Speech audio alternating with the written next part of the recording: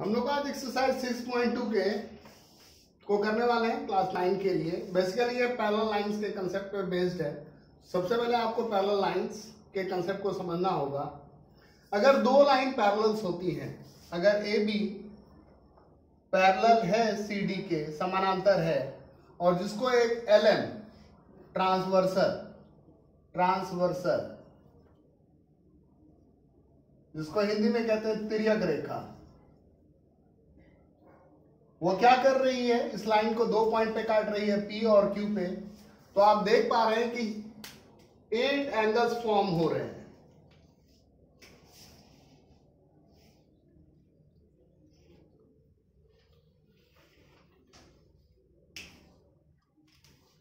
सारे एंगल्स की मैं अलग अलग कलर से लेबलिंग कर रहा हूं ताकि आपको कंसेप्ट समझने में आसानी हो। और यहां पर मैं 0 0 लगा रहा हूं, ये भी एक एंगल है। तो ये दो ग्रीन वाले, ये दो ब्लू वाले, ये दो ब्लैक वाले और ये दो सर्कल वाले, ये कॉरस्पॉन्डिंग एंगल्स कहलाते हैं। कॉरस्पॉन्डिंग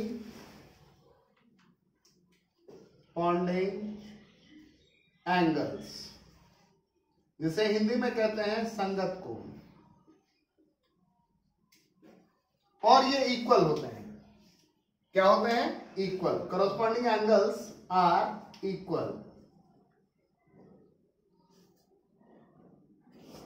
नाम कर देते हैं 1 2 3 4 5 6 7 8। यानी एंगल 1 का कॉरस्पॉन्डिंग कौन सा होगा? एंगल 5।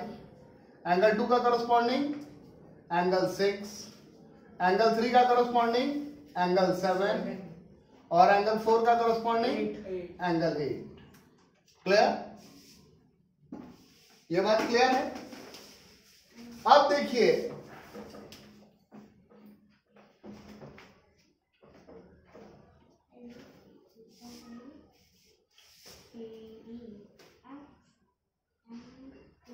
ये कहलाते हैं अल्टरनेट इंटीरियर एंगल्स। क्या कहलाते हैं? Alternate interior angles. Alternate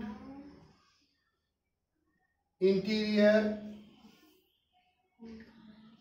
angles. यहां पर अगर डायग्राम के हिसाब से देखें तो ये 4 नंबर है, ये 3 नंबर है, और ये 5 नंबर है, और ये 6 नंबर है। तो एंगल 4 इक्वल होगा एंगल 6 के, एंगल 3 इक्वल होगा एंगल 5 के। और अगर यहां पर इस डायग्राम को देखिए, ये आपका 4 नंबर है, ये 5 नंबर है बेसिक डायग्राम से, ये 3 नंबर है और ये 6 नंबर है। तो एंगल 4 प्लस एंगल 5 मिलकर के 180 डिग्री होता है, और एंगल 3 प्लस एंगल 6 मिलकर के 180 डिग्री होता है। और इनको हम कहते हैं को इंटीरियर एंगल्स। क्या कहते हैं? को इंटीरियर एंगल्स। तिर्यक रेखा के एक ही ओर के कोण, तिर्यक रेखा के एक ही ओर के अंतःकोण।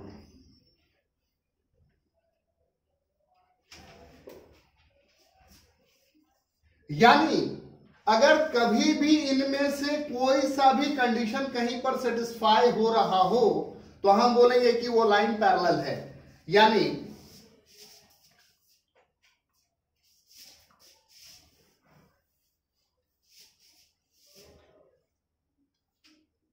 अगर ये 50 डिग्री है और ये 50 डिग्री है तो हम बोलेंगे कि ये लाइन ए बी पैरेलल है सी डी के।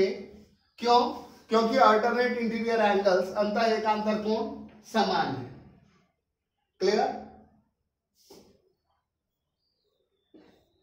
ये एंगल और ये एंगल, ये मान लीजिए 60 है, ये 60 है, ये दो अगर इक्वल हो गया तो हम क्या बोलेंगे कि ये लाइन पैरेलल है, ये लाइन पैरेलल है।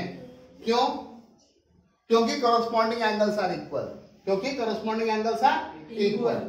क्लियर?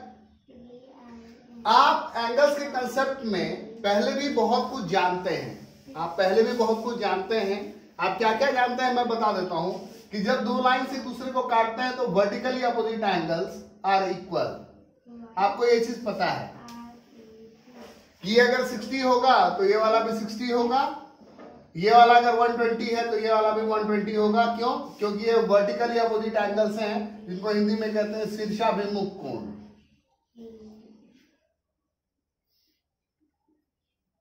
आप एक और प्रॉपर्टी जानते हैं कि अगर ये एंगल 50 है तो ये 130 होगा लीनियर पेयर से। तो अगर आपके पास ये नोशन है और इस नोशन को आप अच्छे से समझते हैं तो आप एक्सरसाइज 6.2 के सारे क्वेश्चन कर लीजिएगा। आइए देखते हैं कि कैसे। क्वेश्चन को स्टार्ट करने से पहले एक छोटा सा क्वेश्चन मैं आपको दे रहा हूं। मैंने कहा कि ये 70 डिग्री है और ये वाला एंगल बताओ। आप कैसे बताइएगा? ये 70 डिग्री है ये एंगल, ये AB है, ये CD है और AB पैरेलल है CD के, और ये वाला एंगल 70 है। मैं ज्यादा नाम नहीं दे रहा हूं, डिटेल। और आपको ये एंगल A की वैल्यू बतानी है। आप कैसे बताएंगे? सर अगर ये 70 डिग्री है तो ये भी 70 होगा। क्यों? Corresponding angle.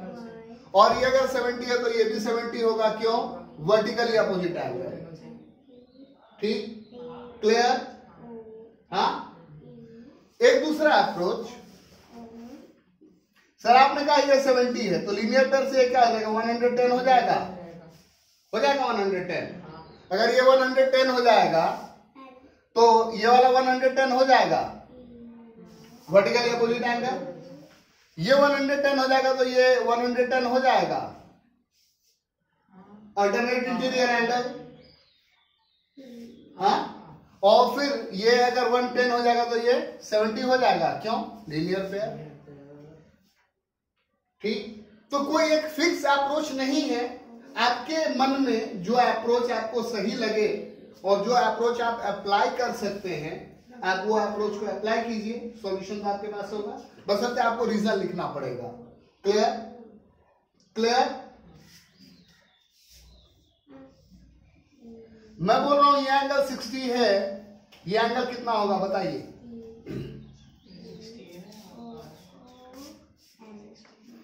ये 60 है तो ये वाला कितना हो जाएगा?